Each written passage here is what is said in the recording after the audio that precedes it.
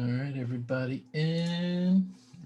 And welcome everyone to yet another amazing webinar with XMD Academy. I have with me yet again the most entertaining, knowledgeable, charismatic champion of all time, Spicer McLeroy. That's me. All right, we have an exciting show for you. Let's see, wherever you are, let us know in the chat, and we will get started. So, Spicer, you probably got to unmute yourself because I think I muted you. But, Yep. Cool. So, yeah, get on started in there. All righty. All right. So you want me to go? You ready? Is everybody ready? Everybody ready? All right. So today, everybody, we are going to be going over a pectoralis and ab anatomy lecture. We're going to be looking over some medical drawings and then some real life drawings. And we're going to get through that. After that, we're going to get to your portfolio critiques. And then we had someone send in their ZTL. And then we're going to go over that. And if y'all have any questions, definitely put them in the chat. So Mr. Bossman over here, Michael Dunham, can read them out to me. I appreciate everyone that showed up early. I think we got to get Glenn in here. There we go. If we haven't muted you or anything, definitely mute yourself so we can get through there. Anna Paula, thank you for being here, sister. Appreciate you. Bobby, Jalad, Lebanon, Glenn Harris, Ian Strandberg, Nicholas Hendricks, Rob Buchanan, Shirley Brecino, and Taylor Jett. Thank you for being here. Let's go ahead. I'm going to share my screen. All right, we're going to get started. Again, if you have any questions, definitely put them down in the chat, but we're just going to go through a quick little anatomy lecture so that we can, give you some bang for your buck. You know what I'm saying? Especially if it's free. We're just going to give you about $1 million worth of information here. Okay. So that's what we like to do here. That's what we like to do. So this is going to be the pectoralis section. So let's talk about the pectoralis and the three heads. Okay. So as you can see, the pectoralis goes over the bicep and attaches right around here on your humerus. Okay. And there's going to be three heads to this. You're going to have your clavicular head right here. Okay. Which is going to go all the way to your clavicular head right there.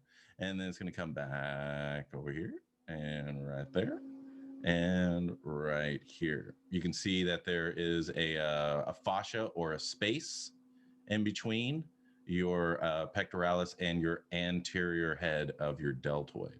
Okay. So the next one, we have our clavicular, right?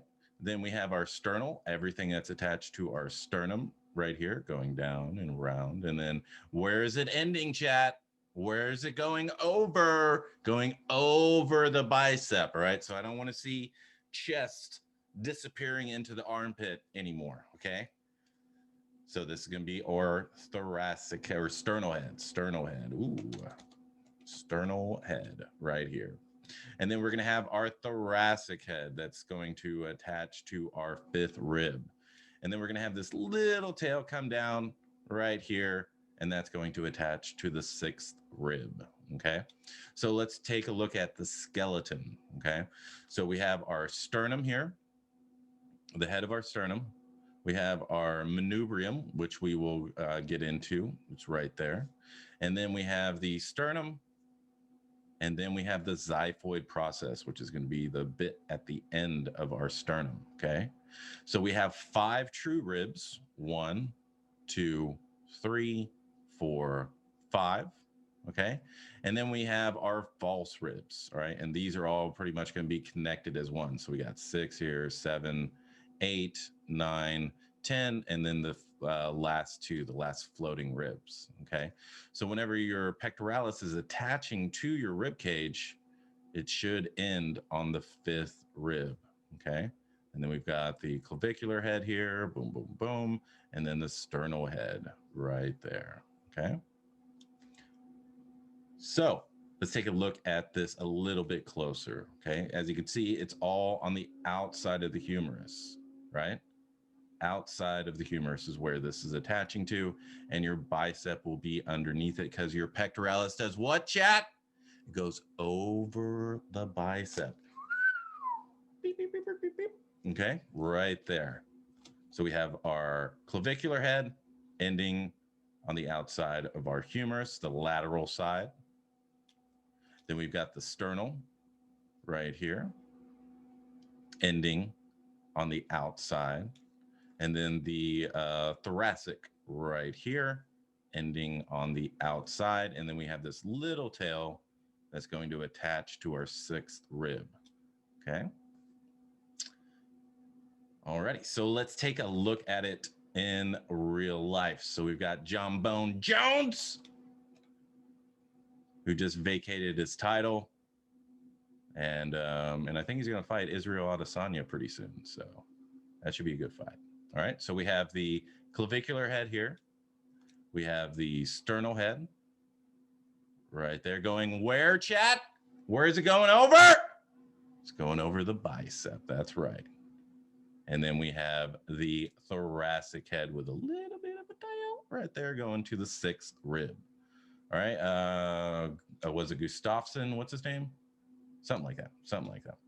All right. So we've got the anterior head of the deltoid right here. We've got the pectoralis right here. We've got the clavicular head right there. We've got the sternal head, and then the thoracic head right there. Okay. This is, let's see if we can get that. Yeah, we have Amanda Nunes, currently the champion. We've got the deltoid right here. We've got the bundling of all the pectoralis going over the bicep. Okay, so we've got the clavicular head, sternal head right there, and then the thoracic head right there. Okay, so let's take a look at Arnold. Okay, it's great. Okay, here, there's that little fascia that we're looking at over here, right? This little fascia right there. So one thing, whenever you have someone that's built up like this, you're not going to see the clavicle, right? You'll barely see the clavicular head here. But what you will see, the clavicle is right there, this little sweet spot where this fascia is in between the anterior delt and the clavicular head of our pectoralis, okay? So we're not going to see the clavicle there. We will take a look at Christian Bale to show you that, okay? This is all going over the bicep, okay? And then you got that little tail attaching to the sixth rib, okay? So this is the difference, right? So we've got Bale from Reign of Fire, and then we've got Christian Bale from The Mechanic, I think is what it is, right? So you can see we cannot see the clavicular head here except for that little fascia right there. And then we've got the acromion process right here, anterior head of the deltoid. And then we've got the clavicular head attaching to our clavicle, our sternal head coming down and up. And then we've got the thoracic head all going over with a little bit of a tail on the sixth rib. Okay. So here, very emaciated, very thin, very gaunt. And you can see one, where that's 1, 2, 3, 4, 5 right here going over and anterior head of the deltoid, fascia, clavicle ending right there. And then we'll have the clavicular head, the sternal head, thoracic head, a little bit of a tail. Okay.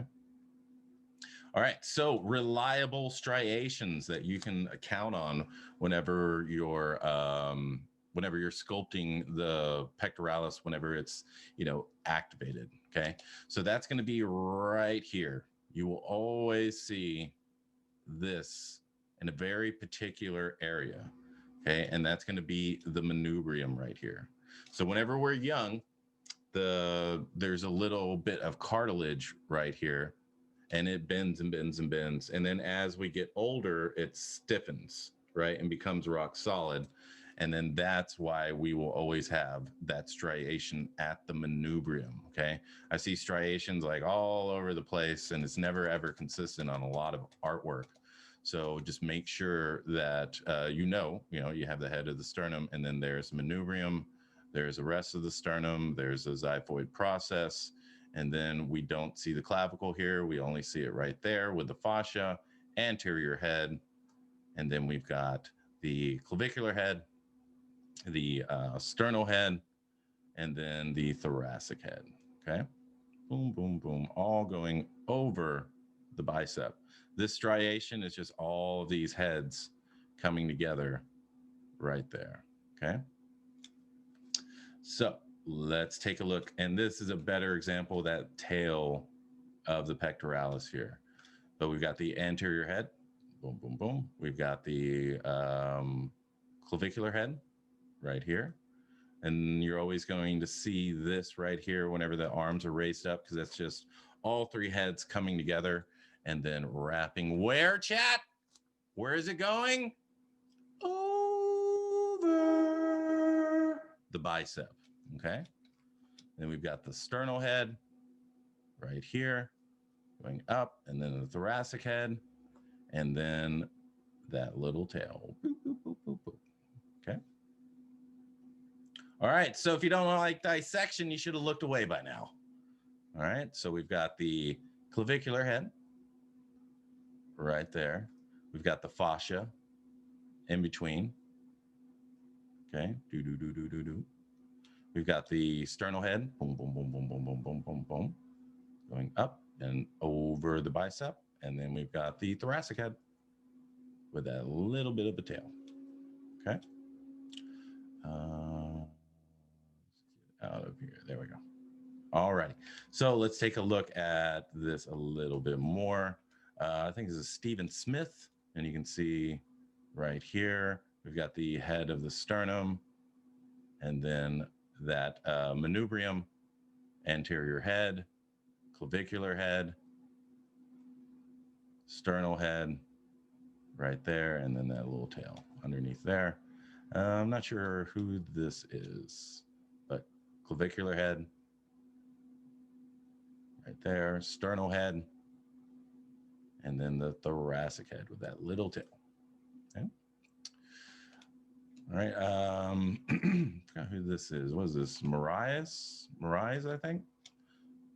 And I always, if I ever want to dissect something, I always use UFC fighters, especially if I'm going to be sculpting people in motion, and it's a warrior of some sort, something like that, because you get to see someone who's been training all their life and knows how to put their body in motion with great intention, right? And then you can see that little right there at the manubrium. Okay. Again, pec going over the bicep. Okay.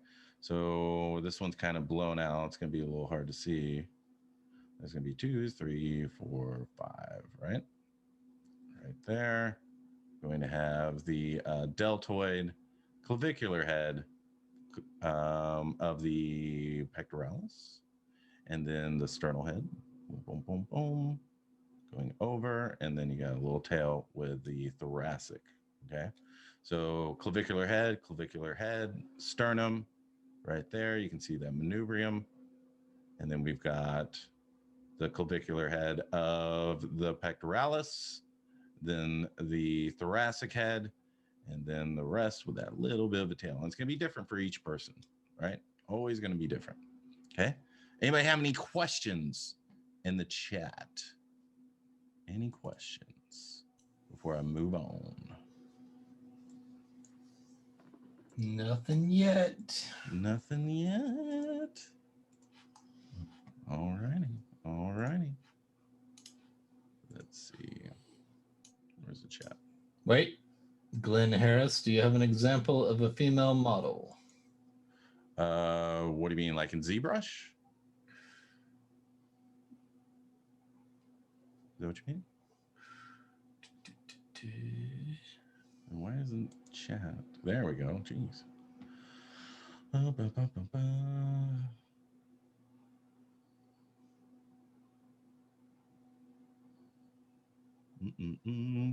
ZBHO is now on Discord. Let me give you a link for that.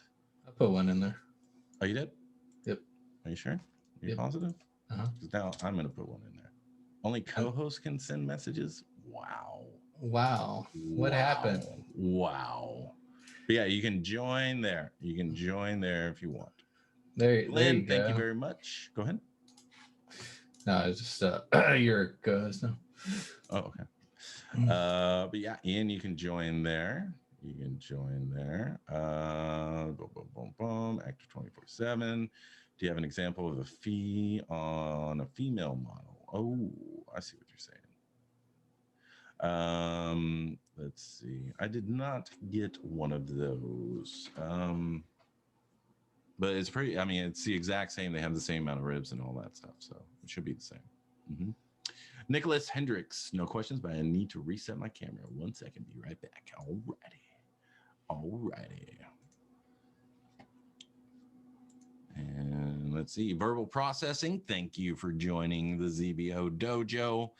Metal FKS and Giggle Squiggles. Thank you very much. All right, so we're gonna go to the abdomen real quick because I know a lot of people have problems with that. And so let's talk about it, okay? So we have the first rib, second rib, third rib, fourth rib, fifth rib, okay? So these are considered false abs, okay? These are not true abs. And this is what's gonna give it that six-pack feel, right? So we have a 4-pack and then a keg, okay? So we're gonna have all this together right here, okay? Sometimes you'll see the line, but sometimes, most of the time, you won't. It'll just be a form going over, okay? But if you want to get that 6-pack, just make sure that your false abs are right. They're actually, your pectoralis is going to kind of go over it a little bit as it goes over the bicep, okay? So you'll see pretty much after its origination, you'll start seeing it there, okay? But that is a genetic thing. That's not, you can't crunch your way into getting these false abs. Either you have them or you don't, okay? And let's take a look at some more, okay? So you're gonna have this rectus abdominis covered by an aponeurosis, which is this white bit right here, okay?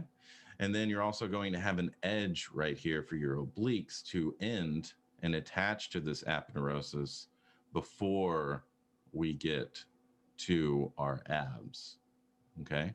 And then again, these are our false abs up here, real abs, and then our keg, okay? Sometimes you'll see the split, but most of the time you won't, okay? Got a question from Ian. Are false abs defined by the bottom of the rib cage? Yeah, they originate from the fifth rib, right? And then they're going to go past. They're going to go probably, was it fifth, sixth, seventh? Again, it depends. It's different for each person. But yeah, they will originate right underneath your pecs on the fifth rib and then go down. Okay, good question. Good question. All right. So the external obliques, okay, everything that's attaching to this rectus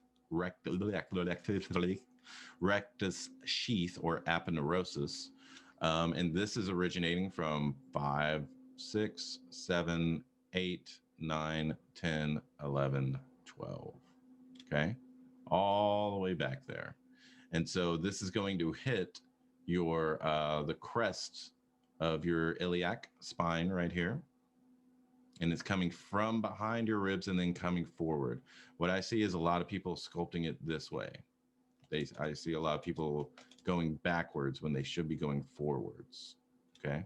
And so it's just going to attach right here in between your serratus muscles. So your serratus muscles, those little diamonds or those little these little fingers right here are all going up and attaching to the inside of your scapula and coming forward, right? But after that, in between each one of those is going to be your external oblique, okay? The 12 to 10 is usually represented with just one solid shape, and then you'll see each one of these become a little bit more defined and digitized, okay? So we're looking at Frank Zane here, and you can see he does not have the false abs, right? If they were, they would be right there. Okay, and we'll take a look at someone that does have those false abs. Okay, you can see right here, and they're usually very asymmetrical as well. You know, he's going over to the side as well, so he's going to be activating a few more muscles to pull on here, especially his obliques. But you can see right there, there's a little indication of the keg, but you can kind of block it out as one shape, and then these individually.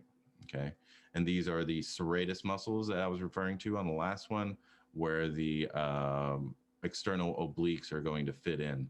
And so you can see each one of these becoming digitized, and then a big lump at the end. Okay.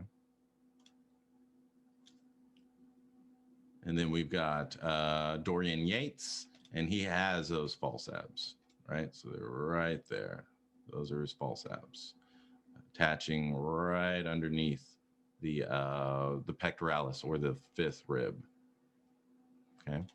And then we've got our 4-pack, and then you can see pretty much just one shape for his keg, and he's very, very, very defined, right?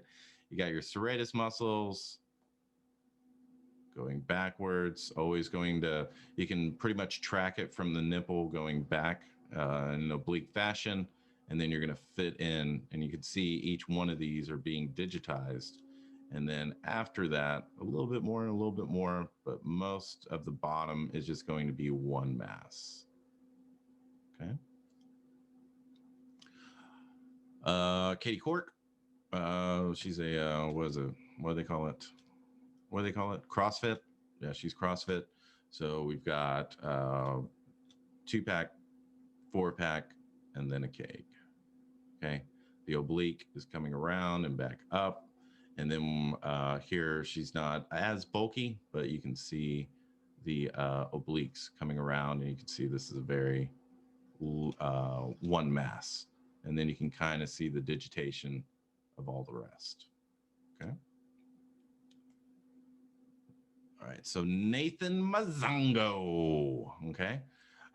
Here he is with his false abs, his true abs, and then you can see he also on his keg, and this isn't going to be for everybody. It is quite unique to him that he's going to have. It's going to look like he's got an 8-pack, right? But he doesn't really have that.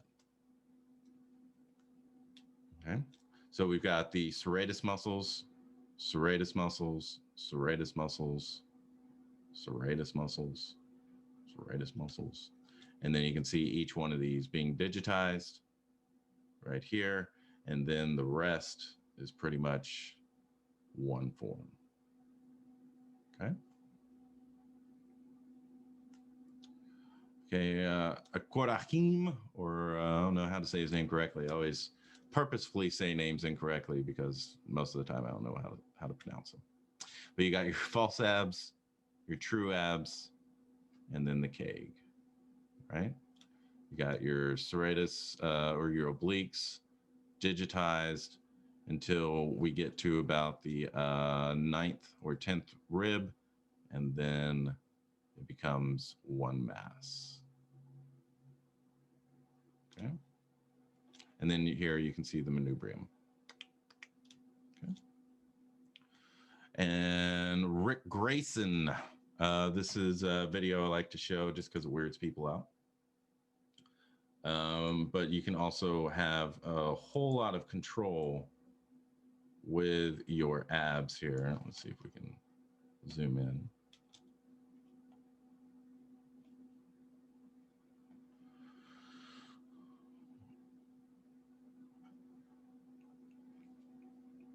And this is beautiful because I'm able to exercise and totally clean my mind and keep myself in the present moment. There we go. You can control each When you column. control your breath, you can actually control yourself mentally and physically. You can really understand your fears and your emotional stress.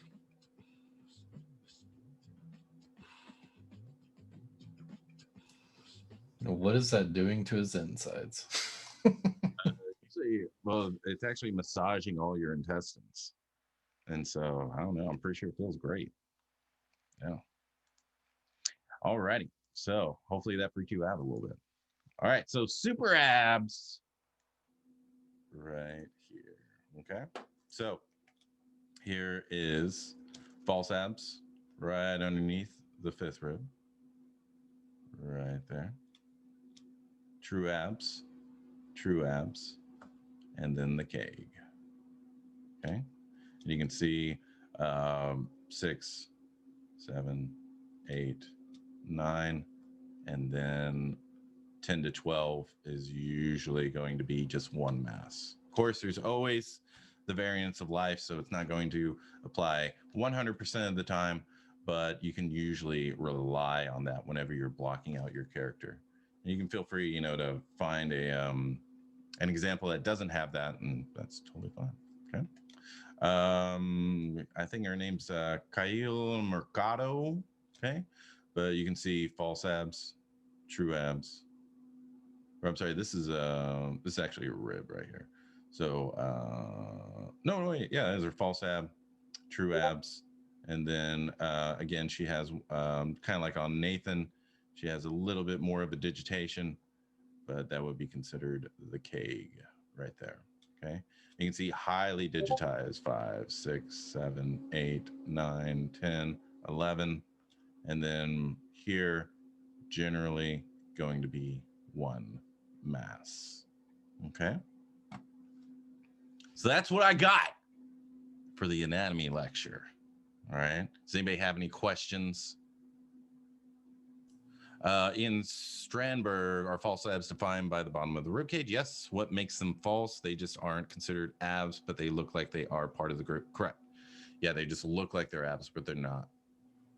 Mm-hmm. Okay.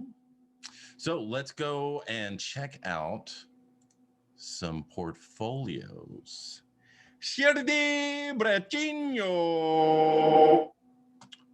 Let's take a look. Alrighty. So you got some good stuff here. I like that a lot of these things are in pose and they're not T-posed, which is really, really good. Let's take a look at something a little bit more human-based. Your face is pretty good. Face is pretty good. Back needs a little, you need your clavicle here. Actually, copy image. Let's go to Photoshop. File, new, 2000 to 2000. Okay. So on this one, what I would do is I would define your acromion process here a little bit more.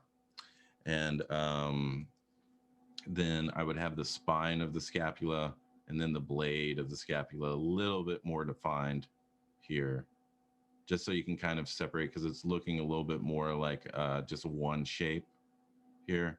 And it'll break this up and give you a little bit more dimensionality in your sculpt. So that's what I would do with that. Let's see. Okay. Yeah, the face is pretty good. Nose. Let's take a look at this. Copy image. So here, with this one, the nose is at least the glabella is a little bit too high, right? So for females, it's going to be a little bit lower. It should come out that way and come out. All right. So you can have the glabella here. Then you'll have the nasal bone right there. Alar cartilage is looking okay. but I think your septum and your nasal right here might be lining up a little bit too much. Let's see. Generally, you would have a little bit straighter of a line instead of a curve here. Let's see. And I would say the facial fur is a little bit too pronounced whenever zooming in like this. I would also add a node of the mouth here and some indication of the nasal labial fold coming down and around that. And then here as well, getting this nasalis right here and a little bit more flesh right there. This part of your lip should be the only part that's actually coming off of your face. So I would add a little bit more of a depression there so that we can really hit that and we can get a nice little shadow underneath here. Sternocleido looks good. Yeah, malar is lining up. I'm pretty sure it's underneath all this makeup, but a little bit more of the infraorbital furrow here. And a little bit more structure to the ear. So I know it's been pulled out and it's elf-like, but bringing this back in here, right there, and then your tragus and your antitragus here, a little bit more, and then yeah, a little bit more of a structure here with this. And it's a little weird with the elf ear, but what I would do is sculpt an ear normally and then just pull it out after I'm done with it and then refine the shape. But yeah, all this texture work looks really, really good. Your skin looks really, really good. Even got the little peach fuzz in there. Yeah, yeah.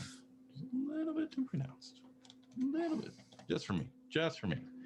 Let's see what else. Yeah, good job. Good job. Let's take a look at this real quick. Yeah, it's looking pretty good. I mean, it's monsterish, so you know we can get away with a lot of things. Here, I would add again just a little bit more information here. And I know this is an older piece and you've gotten better, but I would definitely highlight the 7th vertebra and then give it a little bit more of a neck and then have this come out a little bit lower and have like the spear of aponeurosis here, highlighting the 7th vertebra and then a little bit more form for our trap, and then having that chromium process, blade of the scapula, and all that, so you can have that little hook that's in a lot of examples of of the back, and having that trapezius go over and ending right there. Let's see. Yeah, because the front looks great, but then when we get to the back, there's no information. So, you can go to, I would definitely take the class, and all of these videos have been updated to the XMD Academy on demand, but we have back anatomy for sculptors as well in there. So it's kind of like the same format where we look over medical drawings, we look over real life, and then I show you how to sculpt it as well. So definitely check that out. Okay. Good job. Good job. All right. West. Let's see.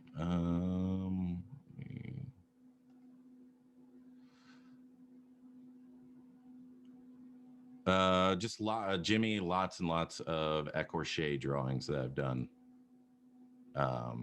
Yeah. How did you identify that it's not false abs, but the rib cage? Yeah, that's how I did it. Jimmy, wait, I never put my portfolio link in the form. Jesus, Jimmy! He threw it down below. Come on, Jimmy! copy. We'll put you at the end. All right, West. Let's take a look at this one. And I would always suggest that you have an art station because having your own website is not as discoverable as ArtStation would be. And whenever, there's jobs posted every single day, new jobs to ArtStation. And if you can give them, a link, you're discoverable within the format that they're posting the job, it becomes a whole lot easier. Okay. And not to mention, you can set up your website from ArtStation if you want. Yeah. But ArtStation is not a sponsor yet. Yep. Not a sponsor yet. Alrighty. So, and I can't take a look at this image. See, that's another thing. Right clicking, can't take a look at it.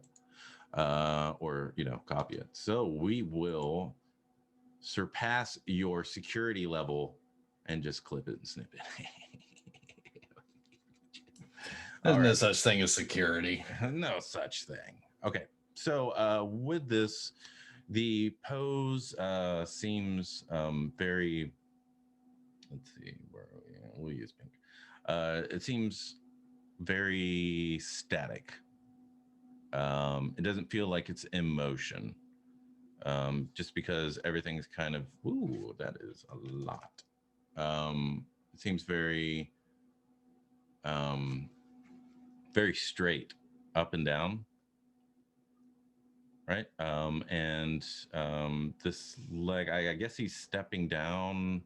Like if we had some steps here or something, there's just, we're losing the narrative a little bit about this. And then this is very flat and straight as well. I would kind of stagger that just for a little bit more visual interest.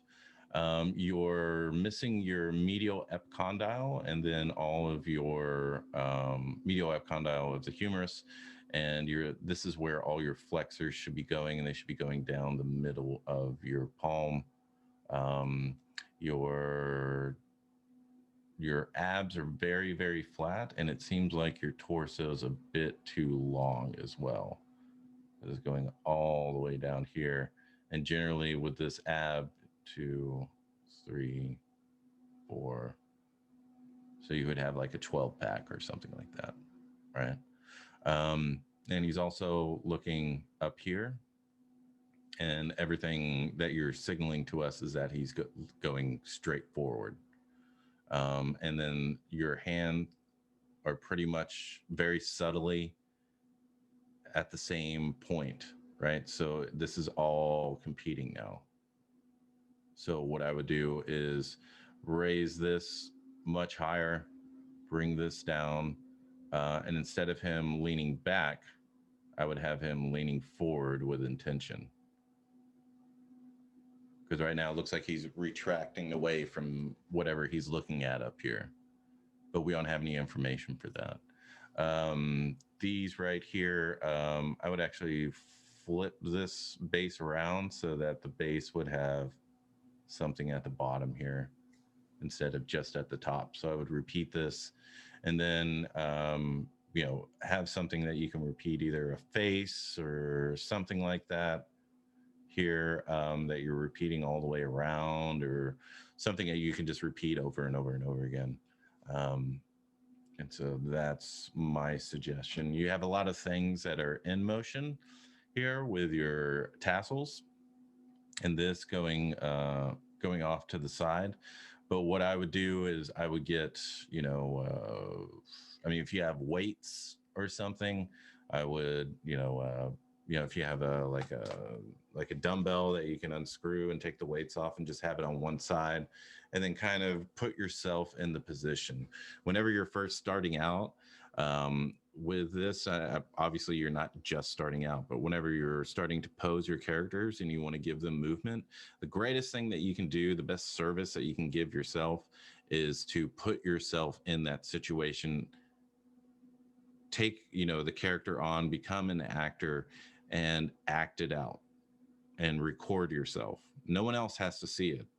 But if you record yourself in motion, then you can pause it and then you'll have something a little bit more believable. And your knees are very, very tall and wide right here. So if you are posing your characters, you want to stop doing that. What you want to do is you want to have your characters in motion, and then you want to freeze a frame, right? Because this guy seems like he's posed, like he's there for the picture. But if he was, running or doing something like that, and he was doing this, then you would have a totally different feel to it, right? So I would either, go on the internet, find someone who's, I don't know what sport, I guess javelin or something like that would be something similar to this, but they aren't going to have that weight, so you're not really going to get a lot of that, right? So let me show you a piece that I did. Boom, boom, boom. Yeah, Robert Buchanan has a question. He says, for monsters, fantasy creatures, do you suggest sculpting accurate human anatomy, then pull it out to monstrous forms and refine, exaggerate in order to anchor it into reality? Yeah, that's actually a very good observation. Yeah, for those type of things, I mean, for creatures, you can kind of mix and match things. You can take a salamander and a bat, put it together, and use those type of forms. If it's more of like a humanoid type thing, then you definitely want to, have everything representative of a human form. And then you can put the long nails, you can put the scales, you can put all the wrinkles, you can mess up the face and do all that, right? So in this one, I was trying to capture, that type of movement. So for this, we can feel that he's throwing this hammer and is about to, right? He's in the motion of it. And so, and this, type of form around here, I had to, figure out for a very, very long time. Like this arm, this whole piece took me 5 months to put together, and every day I would be sculpting and refining this arm because it's such an unusual position. But I grabbed javelin throwers and all of that to kind of get this position. And then I also have dumbbells that are, that you can unscrew, and I put it there and felt the muscles that were being used so that I could maintain or use to keep that weight up, and just brought it all in here and added it there. Okay, so so your pose needs to all be harmonized together to represent movement. Okay. And then your hamstrings are not the same on both sides. You have it split here, but you don't have it split here. And then your gluteus maximus is a little bit too pronounced as it's going into the vastus lateralis. And I'm not sure what this is. You should have your biceps femoris going over on that way, attaching to your fibula. Okay. Let's take a look at a couple more. Yeah. All right. But lots of great detail work, lots and lots of great detail work that you're doing. So keep it up. Keep it up. Okay. Ian!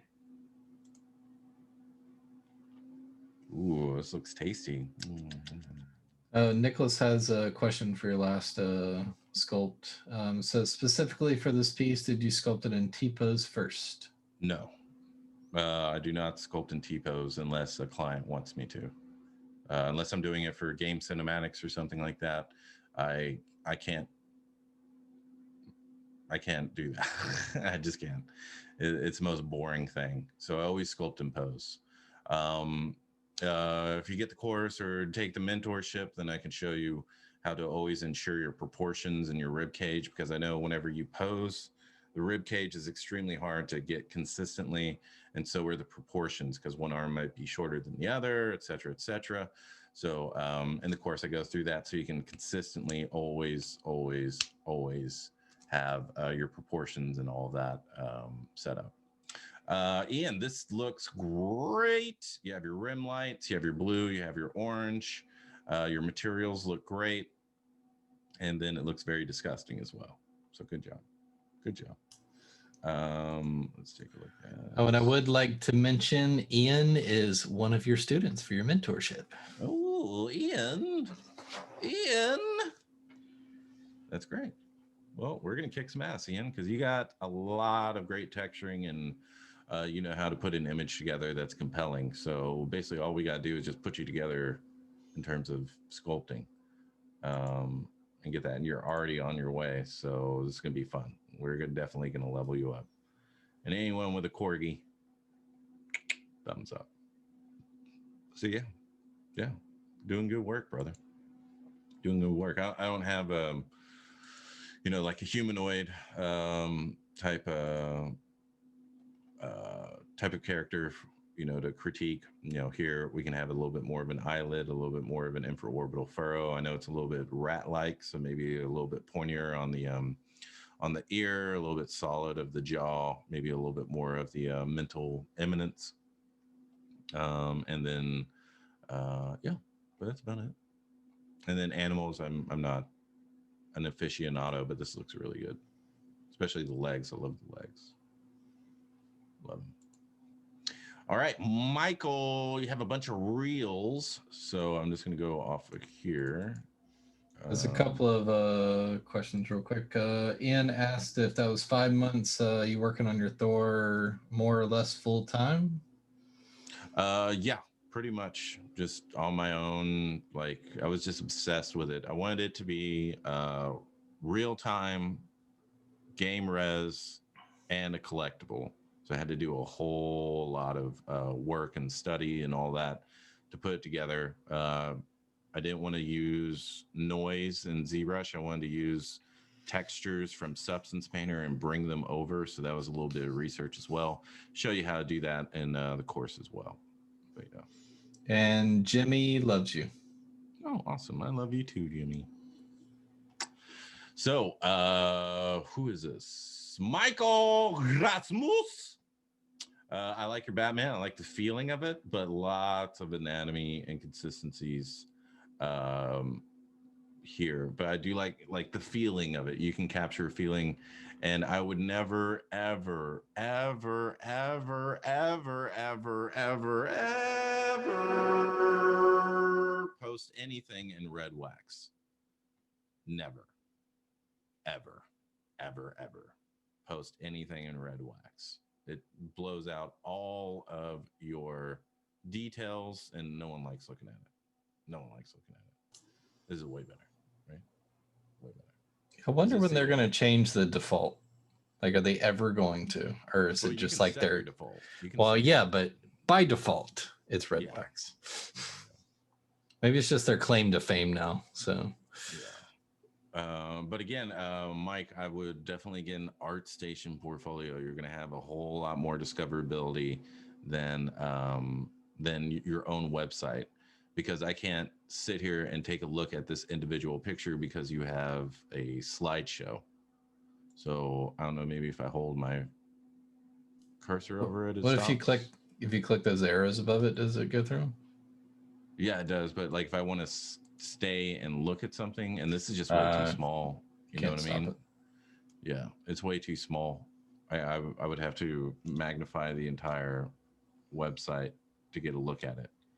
But I do like the feeling of the character. It feels good. But you just need some anatomy. You know, you just got a free ab and pectoralis lecture. I would use that and really refine all of this stuff so that you can make this a little bit more believable, because you have a style and now you need knowledge and skill to pull it off. Okay. Oscar Barrales. Let's take a look. I like this one. This one's cool. It's got a good feeling to it. A lot of work, you know, like a lot of people think they have to be perfect with their anatomy to get a gig, and it's not true. You just need to have a feeling. You need to get that feeling out of the viewer to kind of do that. Your lighting is very confusing because you have maybe because it's real time, but you right here I'm focusing on the gun instead of the entire character. focusing on the gun instead of the entire character, focusing on the gun instead of the entire character. Reason being is that it's brighter than everything else, right? And you seem to be highlighting that gun more than the character. So, but yeah, this is just drawing way, because I look here first, and then I look there, and then I look everywhere else, right? So I would change your lighting scheme to be a little bit more focused on him as opposed to the gun. Even though the gun is constructed very well, it's just not telling us a consistent story. And your fingers need a whole lot more hard surface mixed in with the organic, and maybe a little bit fatter at the end, because it seems like a very feminine finger. So if you bring your finger to a point, it's going to signify a little bit more feminine. If you square it off, it's going to be seem more masculine. Okay. Scooby-Doo-Doo. So you captured the character very, very well. Very well. Good job on that. Let's see. This honey gnome.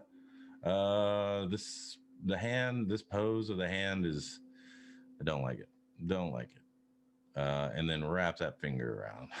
I know it sucks posing fingers in ZBrush, but you don't want to do all this great work and then do that. Also, the floor is very flat. I would have it a little bit more three-dimensional, just so it doesn't look so flat. Hair, I would have deeper crevasses in there. And with the bee, I'll probably put it on this side, closer to the honey, and find some way to where it's clearly above the head or clearly below it, because you don't want to compete with the face here.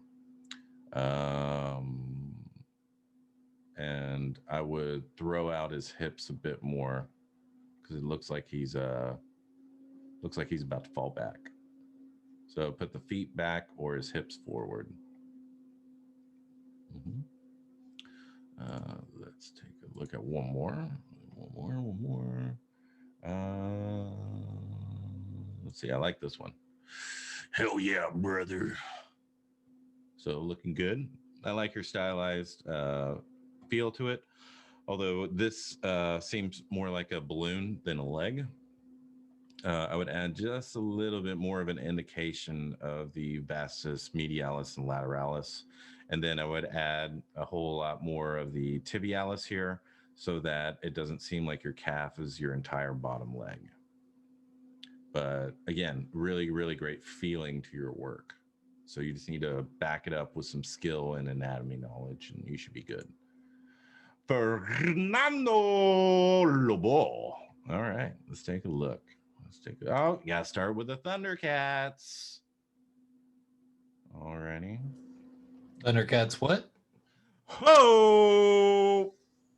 All right, so your face right here is pretty good. The skull might be a little bit too long, and your esophagus is too far back. I'm not sure. I would definitely take this out. It's not helping the image. Her pose, her elbows are too high, so I'll put one down. The sternocleidomastoid is a little blobby here. Her hands seem like they're just one piece that you're just sketching in. I know hands suck to sculpt when you don't know, like, you don't have a process for it, right? But you need to keep practicing, because your face and your hands are by far the most important part of your sculpt. Your master is going a little bit too far back. It should go down around here. And then your zygomatic is nowhere to be found. So bring that across, because this little half circle is a little confusing around here. Let me give it a like. Let's see. What else?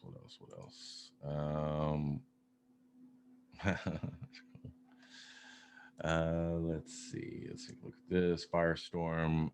These fires I would have as separate pieces, each one a separate piece. I would learn Z-Modeler so that these pieces come out a little bit cleaner, because you're never going to get an edge by sculpting it. as clean as you will by Z modeling it.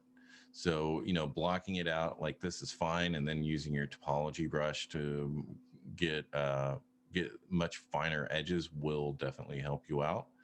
The pose is okay. And these hands, again, make sure you spend lots of time. However long you spent, you know, blocking everything else out, make sure you do the hand, because the hand's very limp, right? It's, again, put yourself in character and then act, because, you know, it should be something like this. It's going to be much more visually interesting than having a half crumpled hand. Okay. Because I saw a piece the other day, I think it was Mira from DC, and everything looked so great until you got to the foot. The foot looked like a peanut, and all you got to do is just spend a little bit more time on it, right? Yeah, lots of good hard surface work here. Lots of good hard surface work. Looks really, really nice, really believable. Let's see. This one's much better. Your tricep and your lat need to be separated a bit more. Your pectoralis is ending in your armpit. It should be going over, so you can have a little bit more definition here. And I think, yeah, and then, you know, the mask, these masks should be Z modeled for sure. The hand, I'm not believing the thumb a lot, and there's no stress in the hand or in any of the muscles. So I would activate some muscles in here, be a little bit more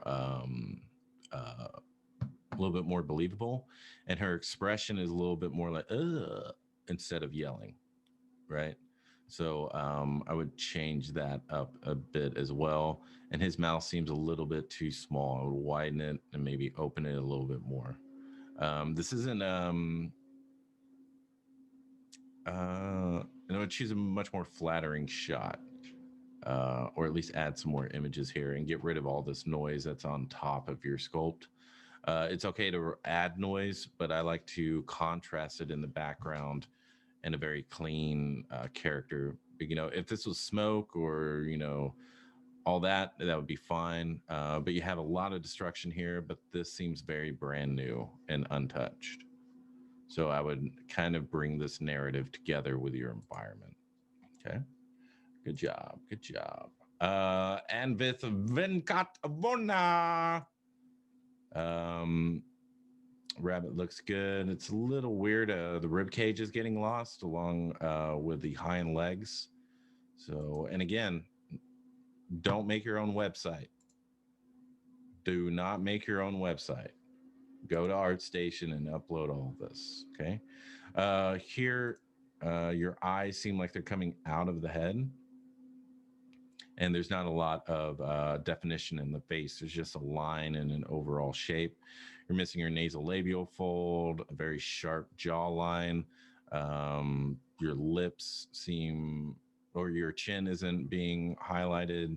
You don't have any grimace, and your eyes are just coming almost out of your head. There should be some type of tarsal plates or eyelids. And this area that you're flattening is way too large. But yeah. And then you should have a whole lot more going on in the forehead here. Again, you know, if you take the course, there's no way you're not going to level up. I took someone that used to sculpt blobs, and now he's sculpting full characters. And that was just because he dedicated himself for 6 weeks and just watched every video, did a bunch of different examples. But if you dedicate yourself for 6 weeks in my mentorship, you will level up quicker than you will ever in your life have leveled up. Okay. This got a lot of good atmosphere. You know, Mandalorian. I would add a little bit more detail in the sky. It's a little bit too bland in contrast with everything else that you got here. And every time I hover over this, it is taking out, it's washing out what I'm looking at. So again, go to ArtStation and upload all this stuff. Okay. I'm only going to be able to comment on the character work. This looks pretty good. But again, you know, when I hover over it, I'm not able to see it. No, no. But I would decide what you're going to be. You know, if you're a generalist, then, you know, because right here, I don't know what artist I'm hiring. I don't know if I'm hiring a creature artist. I don't know if I'm hiring a 3D modeler, a 2D animator. Certifications really don't matter to anybody. It's all about your portfolio. You just have a lot of things here that is confusing me. Like if we go to my art station, boom, boom, boom, art station, I described exactly what I am. I'm a freelance character artist, and everything in my portfolio has to deal with character art, right? So if you want to be a generalist, then you would have 3D generalist, have animations, have all that stuff in here. Okay, so you need to define yourself a little bit more, because giving yourself such a wide spectrum, like I don't know who I'm hiring or what I'm hiring, right? And this background seems a lot like wallpaper. I would have it a little bit more of a solid color back here, because it either looks like the devil horns or bunny ears or stains or something, and it's a little distracting. Okay, simplicity is where you want to be always. Simplicity, simplicity, simplicity. All right. Again, here, freelance artist, you have environments in here. If you want, are you an actual architectural interior designer? Is that what I'm hiring? But you have a bunch of character work, right? So you need to hone down your portfolio. Okay. Let's take a look at a couple of these. This one grabs my attention just because of the contrast of colors. So you got black, red and gold, which is always going to attract someone's eye, which looks good. You got your low poly in here, which is looking good. Your sub D. This type of thing, for art directors and people that are hiring you, this isn't that important. So, if you want to have a separate piece where all of your brushes are, and you can show that, then that would be nice. Your thumb, it looks very soft. And so do your fingers. They seem like they only have 2 joints here, when you should have 3. You should have 1, 2, 3. But in this one, it looks like you only have 2 joints, right? So got them. But you should have 1, 2, 3, right? Yours is kind of like that, which isn't very natural. I have to force myself to do that. So Nicholas just asked if you could refresh his main page. Refresh. Okay, so let's take a look at the hunter. Your pectoralis is ending in your armpit. Your clavicle becomes very non-existent here. You need your chromium process. You need a little lift off of your deltoid. Your abs right here don't look like abs. They look like armor instead, because you have both of these here. Your rear delt looks pretty good, but you don't have your spine of your scapula here, and you don't have your 7th vertebra here. All the detail work looks really good. From the side, this looks a little fake because it's not being supported by the rest of the arm muscles here. Your brachialis and your brachial radialis are not originating and ending in a good place. You have a very blobby bicep, and then your forearm is nondescript. It's just one shape. So on your wrist, it should be very blocky, and then all of this should be very organic, right? So you have your brachialis. Am I in camera? So your brachialis, you got this funny bone right here, and your extensors, which opens your hands, and then your flexors, which close your hand. So your brachial radialis should come from right here and go over, and then end on the inside of your wrist here, right? And then that's going to give you a split down here where your flexors, where your funny bone is. That's where all your flexors are originating and going down the middle of your palm, right? So whenever you flex, right there, okay? Your olecranon or your elbow is a little too large, and we don't have an ulna furrow down here, right? Because a lot of the trickiness of getting this area right is having hard surface surrounded by organic, or mixing those two together. But yeah, all your prop work is looking really good. Your boots are looking really good. You just need some help on your anatomy, right? So that you can be a little bit more confident. You can get through it really quickly. Because in my course, I show you how to get something really, really quickly. You don't have to worry about proportions or anything like that, because you always have a very solid foundation to put your anatomy around. Okay. But yeah, and then your hands, make sure you spend time on your hands, always, always, always. And your styloid process of your ulna should be on the superior side. It shouldn't be all of your side, right? It's just right there. Okay.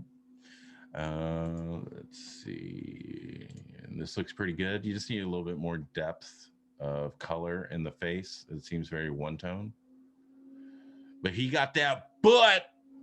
But yeah, here you just need a little. You got so much color work here, but then the face, it becomes washed out. And then if you are going to show any part of your hand, show the entire hand. Okay. The toes seem a little bit too spread out. They should be bunched up together. Yeah, here you should just show the entire hand or cut it off completely. If you're showing a little bit of a thumb, it's just people's brain want to see the rest of it, and you're not showing it to them. See, your gastrocnemius here needs a little bit more work, and the split that you're trying to get here should be way wider. Should be coming out and being split on both sides. Your olecranon's a bit better, but this shape right here is confusing me a little bit. And then the aponeurosis that's attaching to your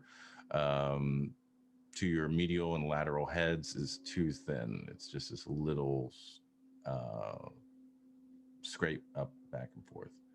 And maybe a little bit longer here in the torso, because if his ribs came down here, because if this is his fifth rib, we need 6, 7, 8, 9, which is eventually going to go into his hip. So I would lengthen the abdomen about a head or two. And you can still get that squatty giant feel. And also I would add, he looks like a giant, which is fine, but I would add, something to compare it to, meaning like some human skulls that look small here. So they can be like, oh, okay, so that's a human. And then this is a huge giant, right? Just something to compare it to. Let's take a look at, see this one, Last Goblin. This is better. The lighting is better, but your rim light is very soft. So I would have a much harder rim light instead of having this very soft light. And again, in the course, I show you how to render things with the 3-point light and then some rim lights, and go through lighting principles by looking at classic art and seeing how they use that to tell their story. Okay. This face is looking really good. Here's a little bit confusing. There's just too much going on here that's not really going along with anatomy. You're losing your orbit right around here. The infraorbital furrow is nice, but it's going into your malar here, which it shouldn't be doing. Your nasal labial fold is going back and is going into your masseter when it should be going around the node of your mouth. And then this here, this transition, I know what you're trying to get, which is on a few people, but it's just a little bit too, it goes too long, and it's too much of a hard edge around the lips. So that's the reason it looks a little weird. Here, I guess, if it is an orc, you can kind of fake that line down here, but it's not very consistent with human anatomy. Generally, this is just at the bottom. It doesn't go all the way up to the bottom lip. The tarsal plate is very, very soft, very nondescript compared to everything else that you got going on here. I'll be a little bit harder on the edge of this so that the light isn't so soft whenever it's being caught by that edge. And then always spend time on your ear. You need a little bit more information.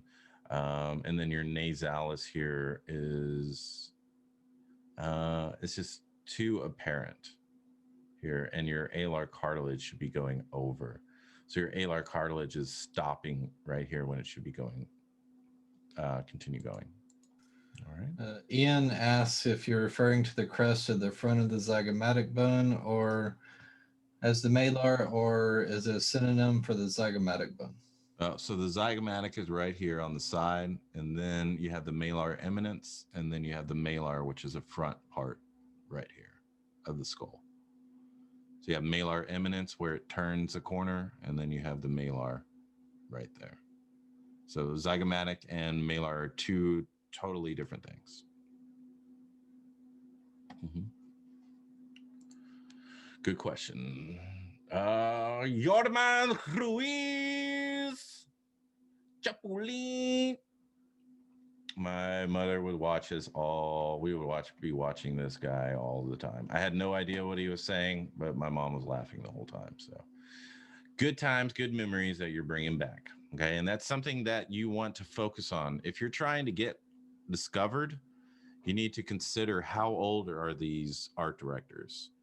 How old are these lead character artists? How old are these product managers and product designers? You know, generally they're around 40 to 50 years old.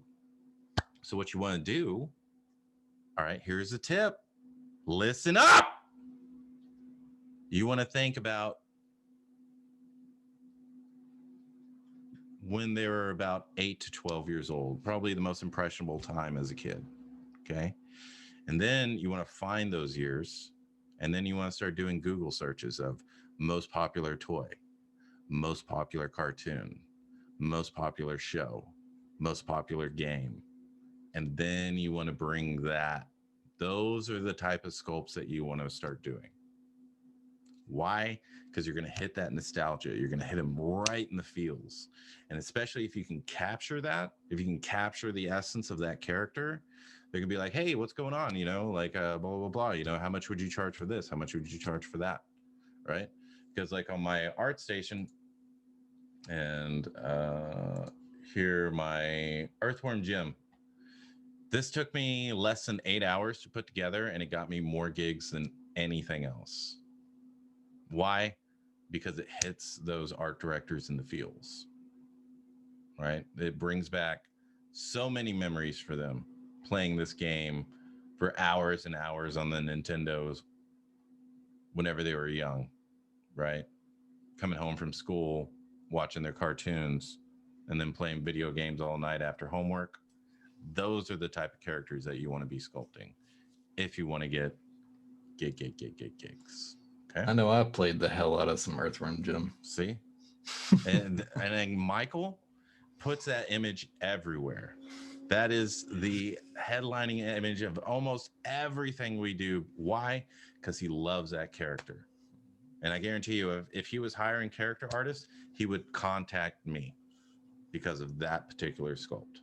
So those are the type of things that you want to consider, because there is a very psychological, influential strategy that you need to have to become discovered, right? And you just need to start thinking about that. Okay. So to get back to this, you are committing a sin, Ruiz, a sin. And that is having the same arm and the same leg forward. All right. You are doing the opposite of contrapposto. You're making your character look very flat and straight. So you need to reverse this, right? So this leg should be bent, that leg should be straight, and then you'll have that twist and pose, and it'll look automatically more entertaining and more visually interesting. Okay, his leg is a little bit spread out. I think he's able to do the splits, or he's gonna dislocate his femur from his hip. So I would bring this back in, and this bit here is just too thin, and it doesn't make a lot of sense that he would step on that, because if you were to step on something that round, and lean on it, you're going to fall on your face, right? Because it's either going to break or it's going to roll and you're going to fall on your face.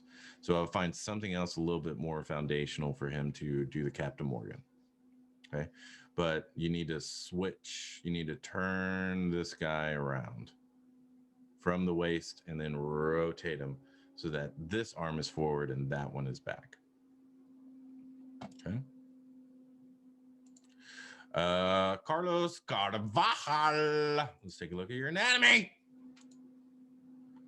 All right, you got your zygomatic major, minor, buccinator, depressors. All right, so it's looking good. Sternocleidomastoid's looking pretty good. Occipital protuberance is looking pretty good. Yep, tendons of the fingers looking good. Feet needs a lot of work. Just too much going on. Everything's the same size on your tendons, and they should be differing sizes. You're missing some meat here on the side as well. Proportion looks good. Forearms look a little bit too long. And everything's swooping, right? You need to have this end at the acromion process and then have your shoulder. So you can have a few more hits and a little bit more visual interest there. Infraspinatus, major minor is looking good. Teres major is looking good. Serratus is looking good. Your lumbars, your spinal erectus could use a little bit more definition and a little bit more space between your lat and your obliques. There should be a deeper bit of fascia there. Your adductors are looking good. Your semimembranosus tendinosus is looking good. Gastrocnemius is a little flat, and you should have that common tendon that all the muscles feed into. And your soleus is really not descript there. But yeah, good. At least you're doing those studies. So go all, let's take a look at this. Nice and cute. Very, very nice. Yeah, very, very cute.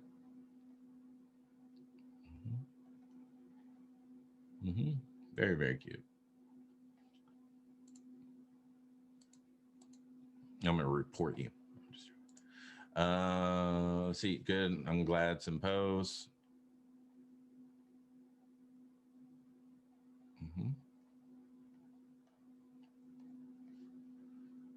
Okay, cute. Let's take a look at her. Mission based on the conceptual art of Roberto Rodriguez. Let's take a look at what she had. Which one was this?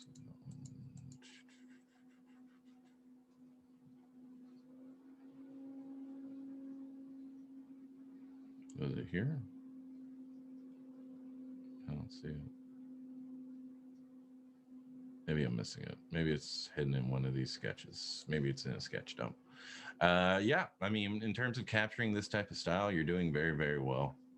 You know, if this is the type of thing that interests you, I would just keep going with it, because you're very good at this cute, cartoony style. Adding a few hits here and there, some bony landmarks would just send it over the edge in terms of quality. That's what a lot of people are missing in their cartoony stuff. If you can just hint a little bit at the knee or the elbow, and just, I don't know why this keeps going to that. Why is it? Oh, that's your demo reel. Okay. Alrighty. And then, you know, I would change this image because you're duplicating it. So I'm thinking I'm going to take another look at all this stuff. So, yeah, I would either change this image actually I would change this image to something we haven't seen before.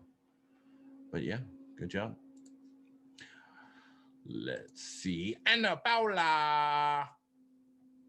All righty. Yeah, so this is the type of stuff, you know, Super Mario Brothers, this is the type of stuff you want to be capturing, right? This is all bringing back the feels of people my age that would, you know, spent their entire childhood playing Super Nintendo. Okay. Jimmy, were you the last one? Yeah, Jimmy's the last one. All right. There we go. Okay. Let's see. And a Paula. Yep, this is looking good. Your cartoony work is really, really good. What you need to work on is your rendering. This is too shiny. Too shiny. You need rim lights. You need a spotlight and all of that. It would elevate your work greatly. This candle wax needs to be totally separate because you're never going to get it to look as clean as you want it to by sculpting on top of this. Your orbit is coming out a little bit too much. You need your infraorbital furrow, and it's a little bit too round. It should look like a very soft square that's been tilted. A little bit more of the frontal bone. Your zygomatic and your malar eminence is very lumpy. And your nasal aperture here needs a little bit more work. Let's see. Anna says she's still learning to model. She's only taken a few months of classes, so she doesn't feel like making human models yet because she needs a little more anatomy study to do it well. But she's in luck. She is in luck. We have the perfect class for you. Yeah, my class.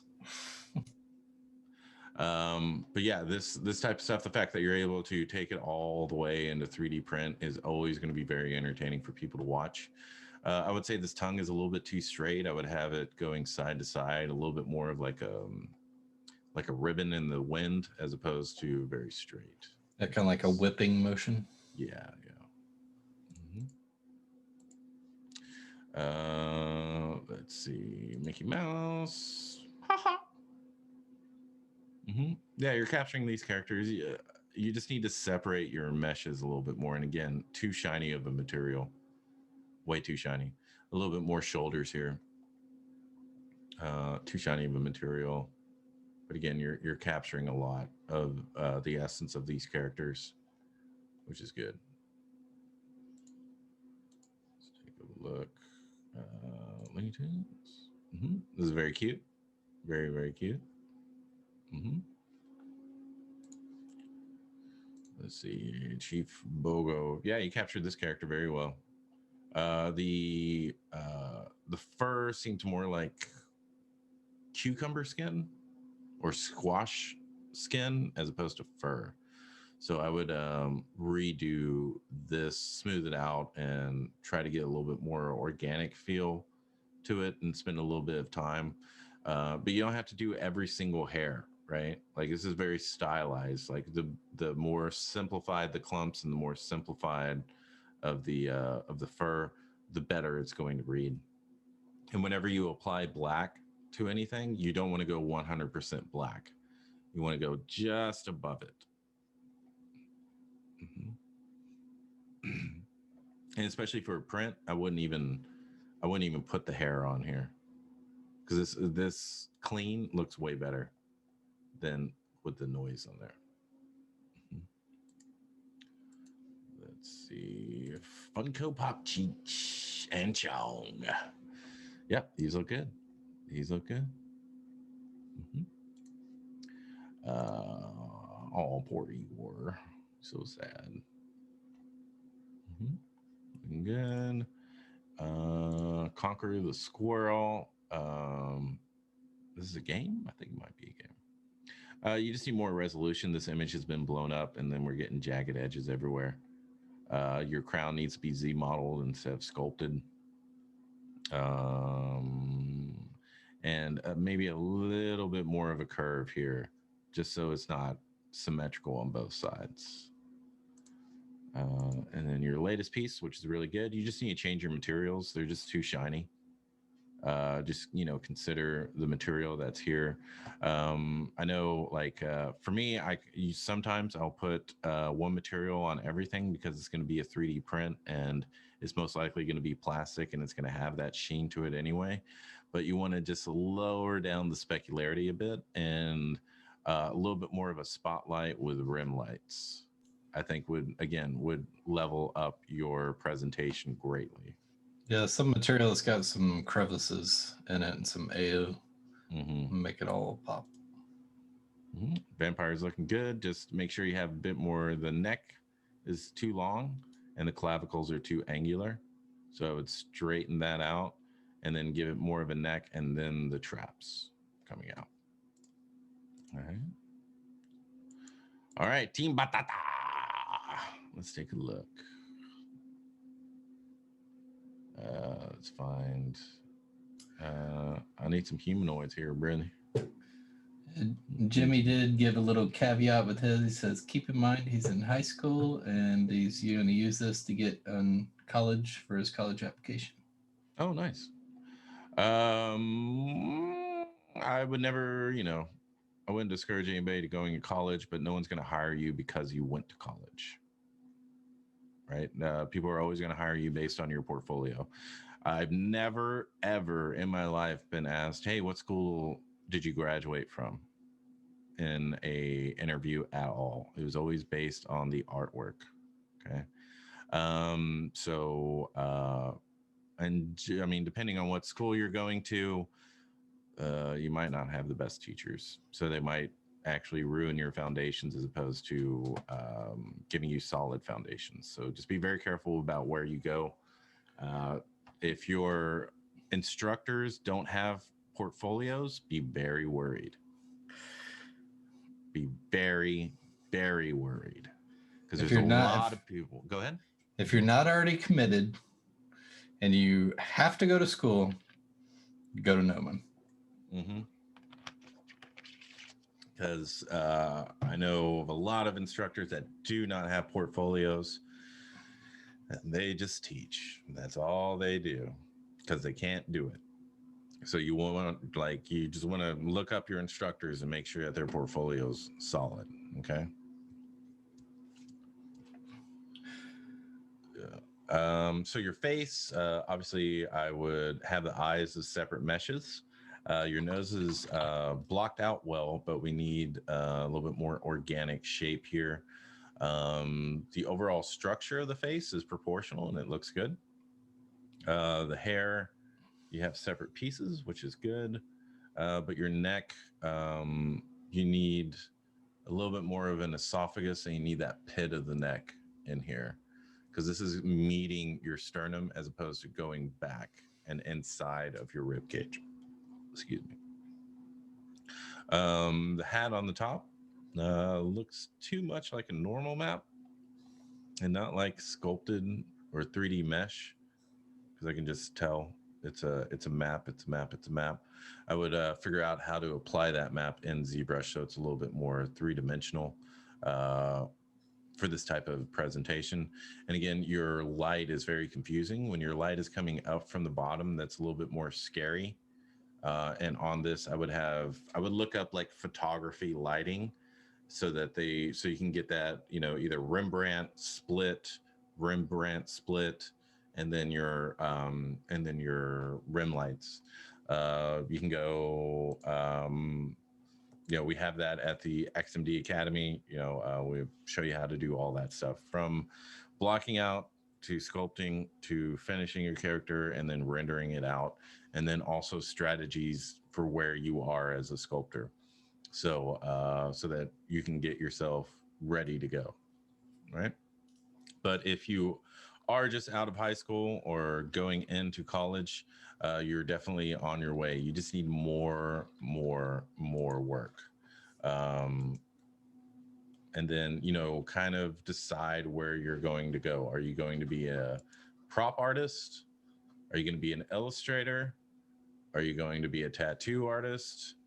Are you, those type of things. And whenever you're sculpting a skull, you really, really want to make sure that the aspects and the foundations of your skull are solid.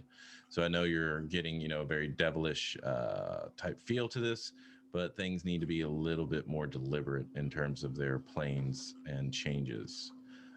Maybe a little bit too much rust, and these lines here maybe a little bit more deliberate and maybe a little bit more concave. But yeah. Mm-hmm. Let's see.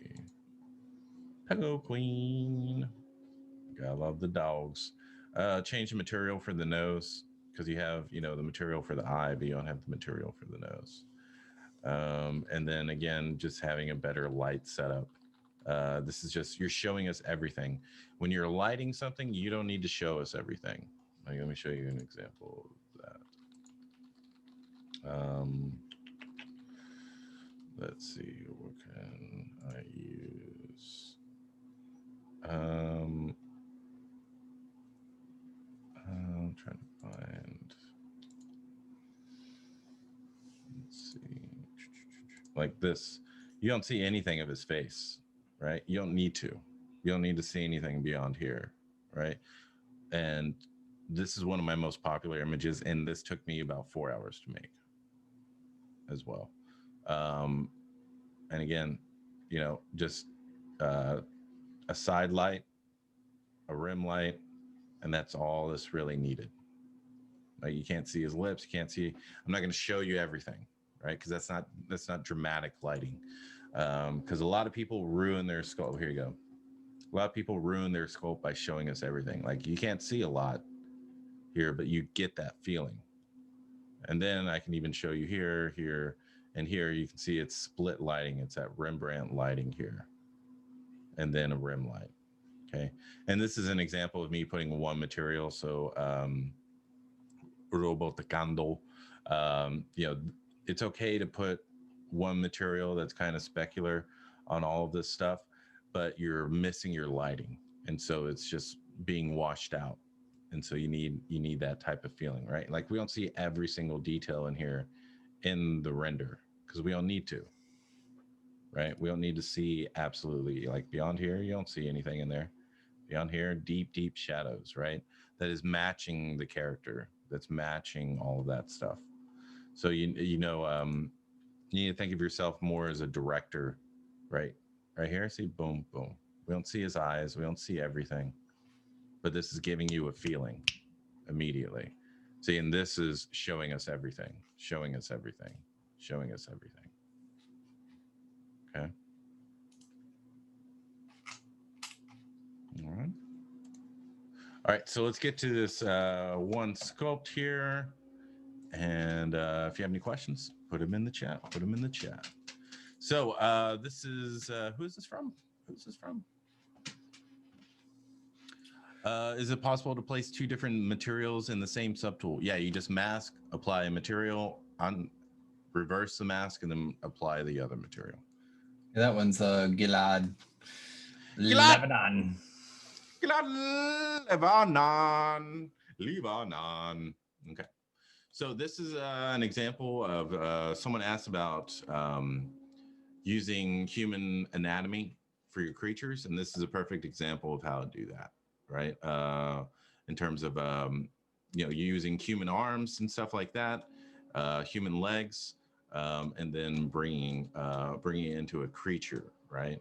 So with that, let's take a look at this arm here and show you what the difference would be if we had a little bit more anatomy knowledge to play around with. Okay. So first is that I would give him a much longer neck. I would bring it up because this is very non-organic here. Like, spines don't usually do this. If you look at a horse or you look at a bull or something like that that has this type of curved neck, it doesn't make that sharp of a turn there. So take a look at that. So here, let's take a look at this shoulder. Let's see, B right here. And so let's kind of block this out and be very, very quick. So you're missing your clavicle here. So you can see the chest should be right here. It should be going over. Should have all this with your pectoralis going there. A little bit more of a rib cage would help as well, but bringing a little bit more of a rib cage in here and mixing all that in would definitely help. Okay, so this should not just suddenly stop. It should go into your clavicle, and then you would have your clavicle here. You would have your chromium process right there, and then you would have your deltoid right here. Okay. So again, it's going to be very, very sketchy. This is usually how I work whenever I'm blocking out characters. not very precious with a lot of things, but I am always considering the overall silhouette of this. So I'm not concerned with the detail. I'm just concerned with the silhouette whenever I'm looking at the shape. So what I mean by that is if we had something like this, right? And I'm worried about that deltoid reading on the silhouette, okay? Right, so here, again, having a little bit more, BBS, you can have the acromion process, spine of scapula, blade of scapula, and then bringing this back up.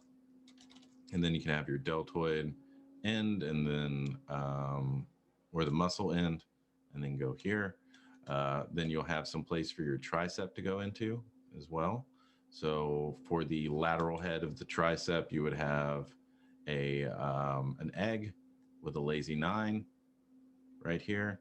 And then this is what I'm talking about with the with hitting those bony landmarks, right? So instead of having noodle arms, we'll have this hit here that we can block out an elbow, and it's going to have that sharp point right there, right?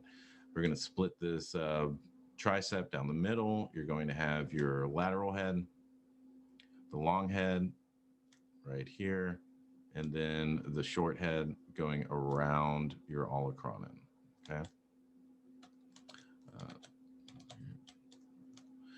Your pectoralis is going over your bicep, right? And then if you had the 3 heads here, it would look even better.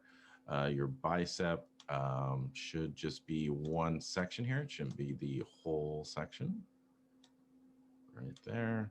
And this should be going into your armpit, and then your pectoralis is going to go over.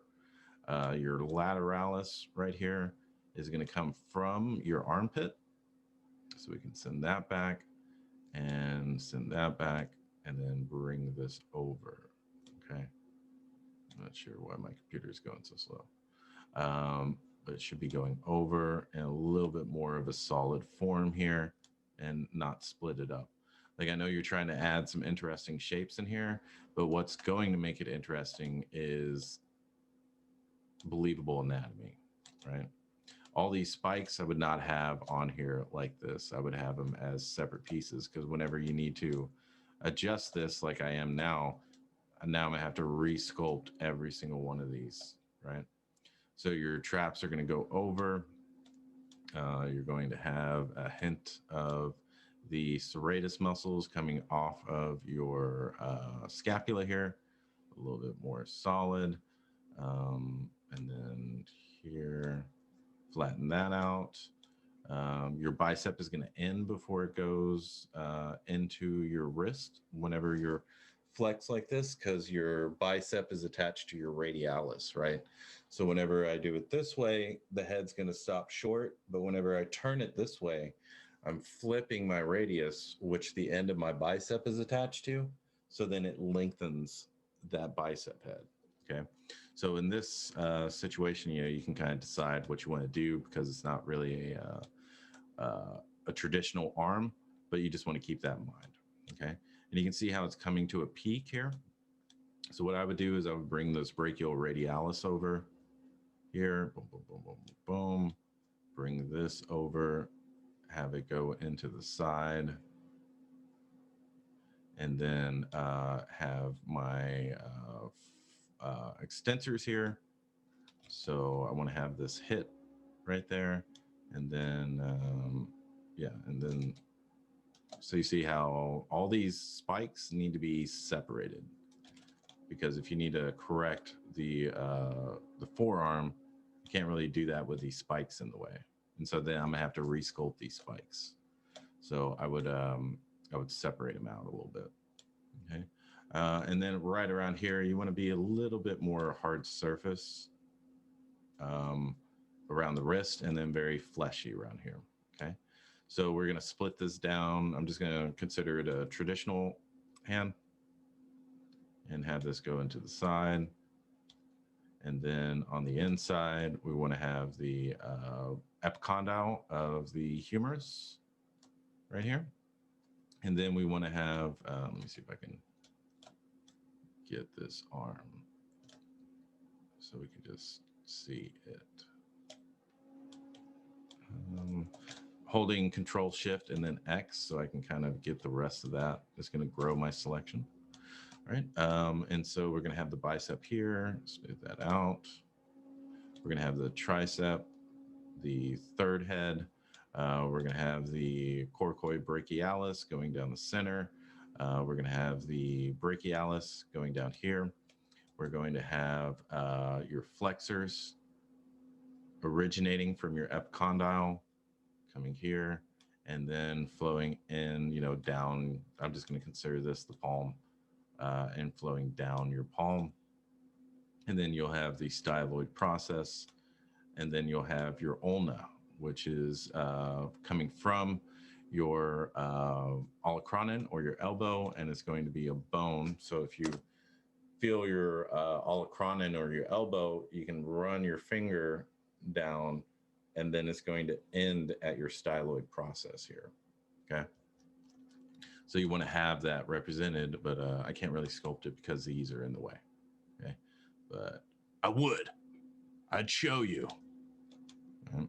And then have this go down and then be a little bit more descriptive because these look like sausages with spikes. So you want to have, you know, a knuckle here. You want to define that knuckle. You want to have a tendon. You want to have,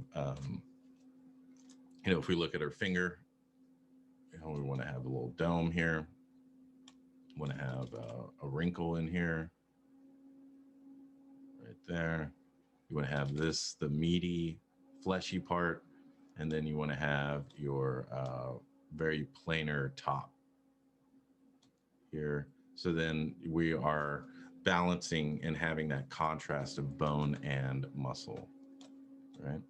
So it's very, very sketchy, but you can see what you can do with just a little bit of anatomy knowledge and really make this a little bit more believable, right? So let's bring everything back and we can take a look at what we have. S. Why aren't you doing that? Or Shift S. There we go. Shift S. Okay. And then let's take a look at what we had.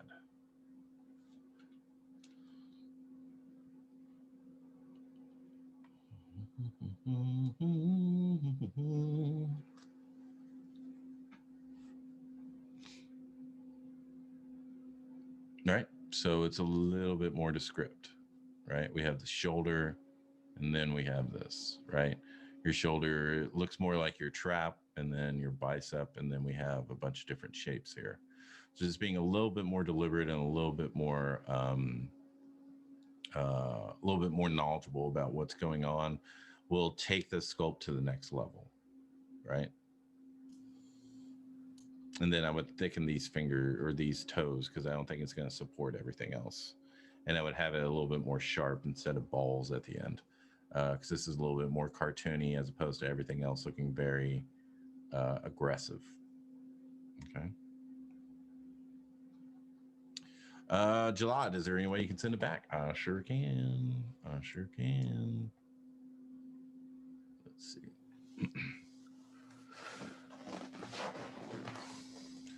Alrighty.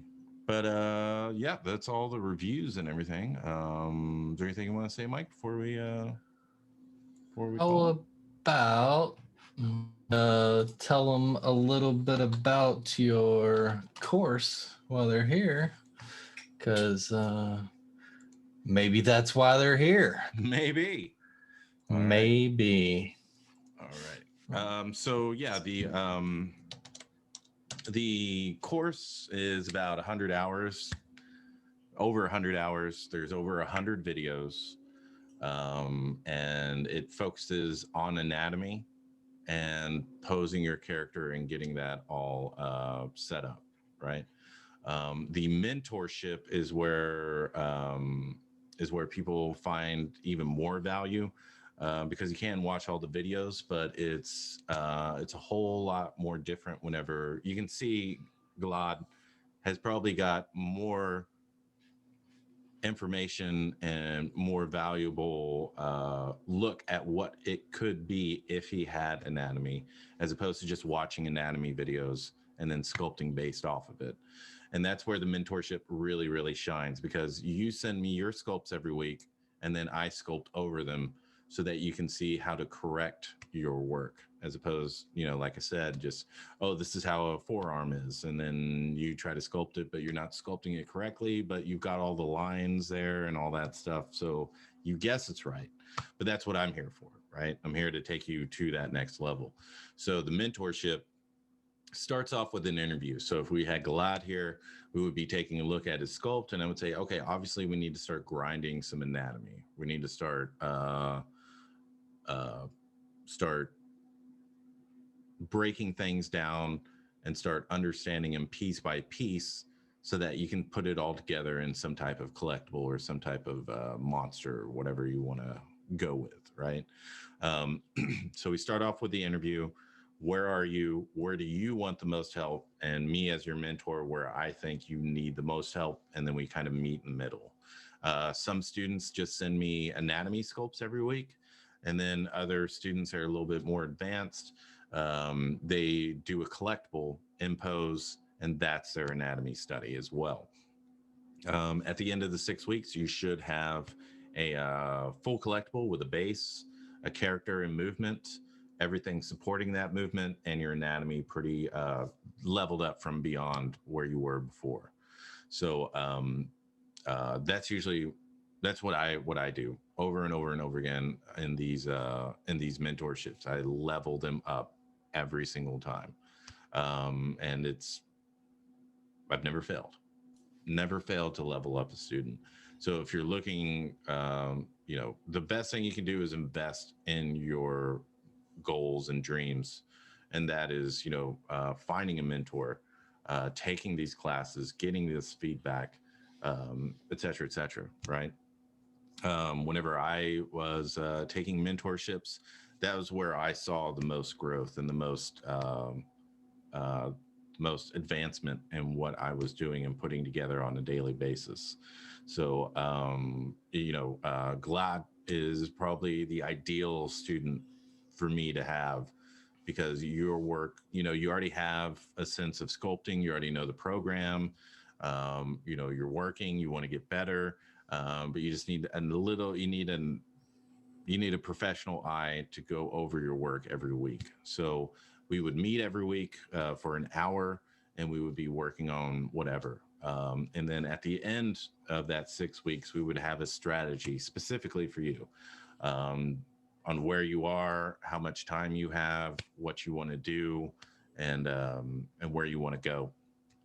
And we'll work that out. We'll work out a social media strategy. We'll work out a sculpting strategy, a practice strategy, and what you can do to kind of get yourself noticed a little bit quicker than just going out on your own and trying to figure it out on your own. So yeah, I would, if you're looking to level up, this is the course, no doubt. And we also do have payment plans. So if you can't afford the full cost, we have payment plan. And for everybody that is actually joining, Spicer's probably going to kill me, but I'm going to give you 35% off. Shit. 35% off. And that works on the monthly payment plan as well. So monthly payment plan, 35% off. You can definitely afford it. And it will also work on the on-demand. So, yeah. Can't say I'm not giving you something, because I just gave you everything. Right. So, yeah, if you use Spicy Champ as a coupon code, you can get 35% off his monthly payment plan for the mentorship or the on-demand. So yeah, it definitely makes it affordable for anyone. And I mean, I've seen Spicer do this class so many times now. Was this your 6th time running? This would be my 6th. This is going to be my 6th semester. Yeah. So he has put through so many people through this, and it is just amazing to see the transformation that people come through. And I mean, he's taken some sculptors that are, I mean, just not good. Yeah. I was going to be nice, but you know, yeah, I mean, starting out very rough. And then, I mean, now it's, I mean, as long as you put your own effort in and put your heart and soul into it, there's no way you're not going to level up. There's no way you're not going to become a spicy champion. Yep. And my record so far for my students is 25% of them each semester. 25% of them get gigs and or jobs during and after my course. That's so maybe you're one of the 25%. And okay, just to give you a little bit of reference there, you go to a university or a college, they may tell you they have 80% placement of a job afterwards. Yeah, that's a McDonald's. Yeah. So using this, these are real gigs. These people aren't working at McDonald's. They've got real jobs. So definitely worth the money. And with the 35% off I just gave you, definitely worth the money. Yeah. Take the advantage. Grab it. Brian Chapman, I have a question. What's kind of crazy acting you doing? What kind of crazy acting are you doing needing a green screen behind you? Check out my stream. Watch his stream. It is so worth it. It's a show. It's a show. All righty. But yeah, everyone that is here, definitely, you know, enter the dojo. Make sure you come in there. There's nothing but ass kickers in there.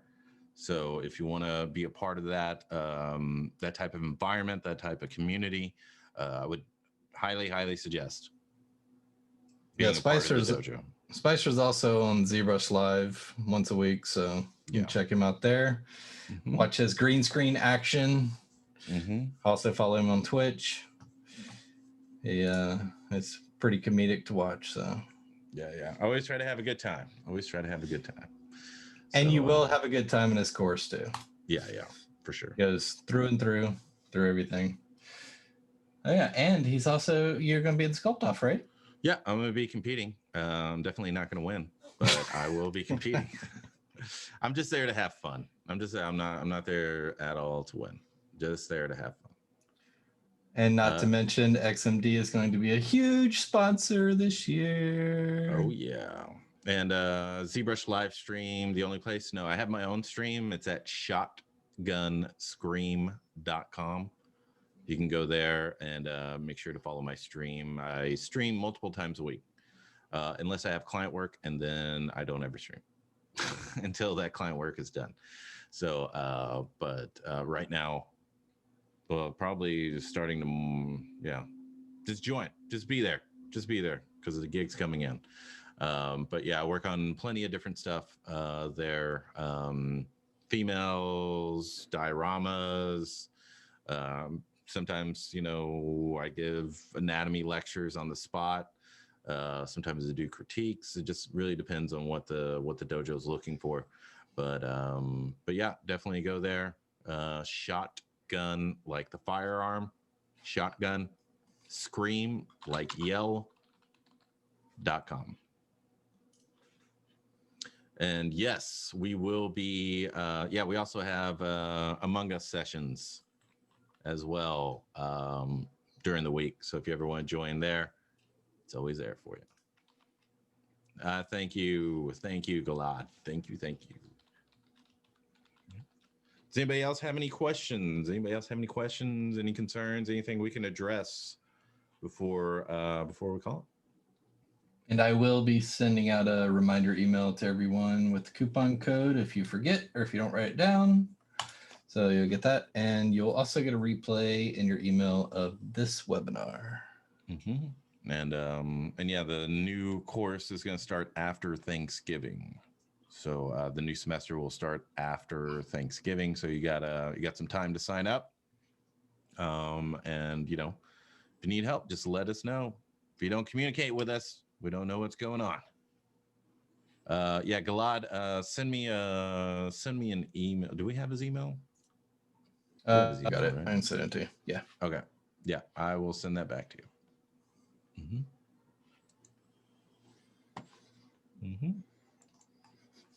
Anything else?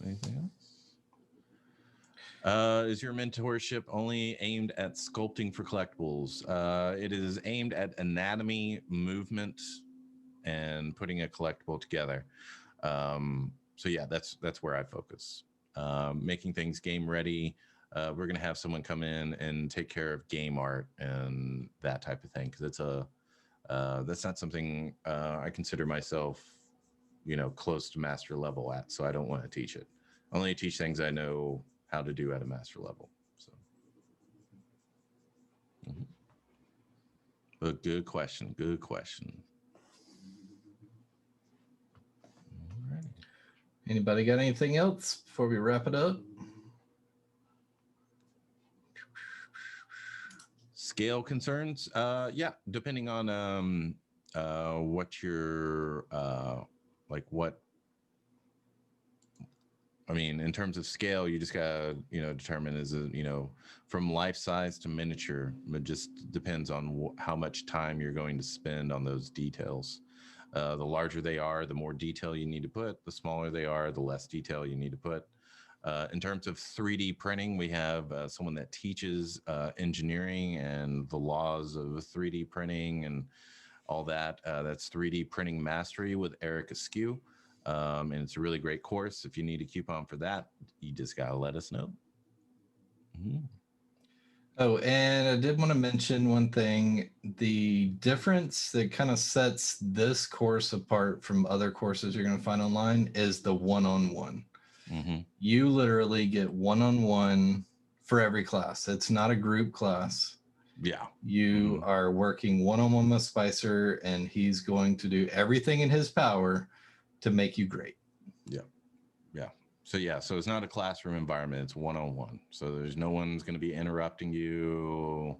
You don't have to wait your turn. As soon as you get in, a little chit chat for like 1-2 minutes, and then for 58 straight minutes, it's all about leveling you up every week.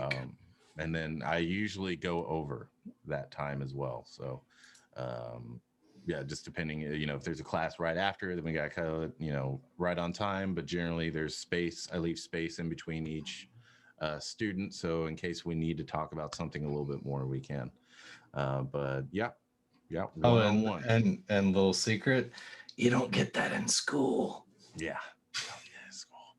And even after the mentorship, that doesn't mean that you have to pay to talk to me. Especially if you're part of the dojo, you can always message me and you can always talk to me. If you get client work, which there's a good chance that you will get client work after the class. If you apply yourself, you can be like, "Hey, Spicer, I got this client. He wants me to price something out. What would you suggest?" I will be there for that. I know a lot of major schools. You don't get to talk to the instructor after it's done. You don't have his email. You don't have any way to contact him or any of that stuff. But with me, you do, because I don't leave you. Long as you're kicking ass, long as you're taking names, as long as you're applying yourself, I will be there to help you. And you do get lifetime access to the course. You will have access to the videos. Spicer constantly updates all of his content. So, I mean, just in the past couple months, he's updated how many lectures? Like 6 lectures. And then I'm adding a whole how-to for, let me show you. Let me grab the screen real quick. And he also throws in speed sculpts all the time that are just sped up videos of him sculpting. Yeah. So you get tons of content all the time. Yeah. This one I recorded from beginning to end. So I plan on putting narration on it as well. I had someone at the on my ZBrush Live say, "Hey, do you ever sculpt from a sphere?" And I was like, no, I don't do that. I usually start from a base mesh. But then I was like, that would be a really great video for XMD, is to start from a sphere. So all of this from beginning, from top to bottom, in terms of the body, was from a sphere. Everything else was obviously Z modeled and stuff like that. But yeah, we go from beginning to end on how to sculpt this particular character, you know, how to block all this stuff out, how I did it from the sphere, all that good stuff. And this is going to be added to the XMD for the on-demand and the mentorship. This will be added as soon as I'm done with the base and all that stuff. Mm-hmm.